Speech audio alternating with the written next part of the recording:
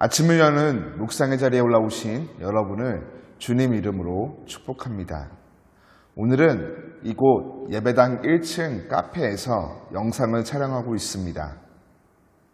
아시다시피 아침을 여는 묵상은 매주 월요일부터 금요일까지 오전 6시에 이곳 예배당과 또 유튜브로 함께 진행되어집니다. 유튜브뿐만 아니라 이곳 예배당에 올라오셔서 함께 기도하시며 말씀을 묵상하시고 따뜻한 차도 함께 드시는 귀한 여러분 되시기를 축복합니다.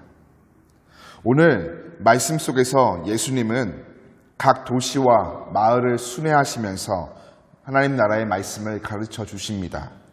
그러면서 예루살렘으로 향해 올라가시죠. 그 길 가운데 어떤 사람이 예수님께 나와 적은 수만 구원을 받습니까? 라는 질문을 합니다. 구원받은 사람들의 수에 대한 질문은 당시 사람들의 관심이 어디에 있었는지 오늘 우리로 짐작하게 하여 줍니다. 당시 유대교 내에서는 극악한 죄인을 제외한 대다수의 유대인이 구원을 받을 것이라는 견해와 이와 반대로 소수의 유대인만 구원을 받을 것이라는 견해가 팽배하게 대치하고 있었습니다. 이런 상황에서 예수님께서 겨자씨와 누룩의 비유로 하나님 나라가 놀랍게 성장한다고 가르치심에 예수님의 비유와 같이 많은 사람들이 구원을 받을 것인가 아니면 소수의 유대인만 구원을 받을 것인가 이 사람은 질문하고 있는 것입니다. 이 질문에 예수님의 대답은 좁은 문으로 들어가기를 힘쓰라입니다. 하나님 나라는 소수의 사람만 구원받도록 정해진 것이 아닙니다. 구원은 할당제가 아니기 때문이죠.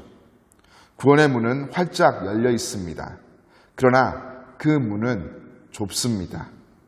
구원의 문은 모두에게 열려 있고 제한이 없으나 예수님께서 제시하신 길을 따르는 자들만 들어갈 수가 있습니다.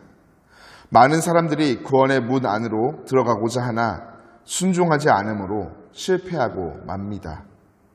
구원의 문은 열려 있으나 항상 열려 있지는 않습니다. 문이 좁을 뿐만 아니라 들어가는 기회도 영원하지 않죠. 언젠가는 닫히게 됩니다.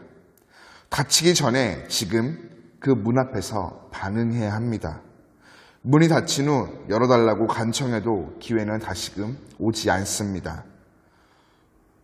구원의 문은 예수님과 먹고 마시며 그 가르침을 받았다고 혹은 특정한 혈통에 속하여 있다고 열려지는 것이 아닙니다. 구원의 문은 누구에게나 열려 있으나 그 문에 들어가게 되는 그 여부는 예수님께 들은 말씀을 믿고 삶에서 그 말씀을 실천하는 것에 달려 있습니다. 이는 지식적으로 예수님을 아는 것에 멈춰 서 있는 것이 아닌 진실이 회개하고 삶의 중심에 예수님을 왕으로 모시며 살아가는 것을 뜻하는 것이죠. 예수님의 가르치심을 따르며 예수님이 가신 길을 신실하게 믿음으로 뒤따르는 것을 뜻합니다.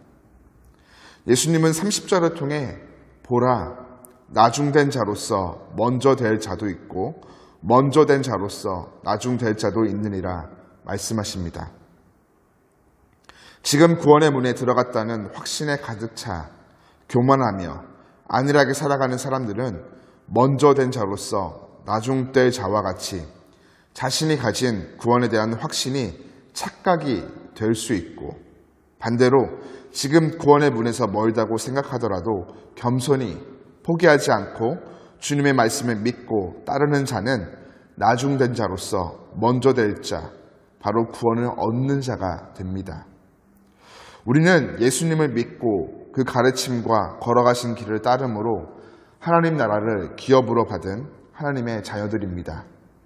우리가 오늘 하나님의 나라를 기업으로 받았음을 믿는다면 먼저 된 자로서 나중될 자가 되지 않도록 늘 깨어 예수님의 가르치심과 걸어가신 그 길을 삶의 자리에서 실천함으로 좁은 길을 들어가는 자들이 되어야 하겠습니다.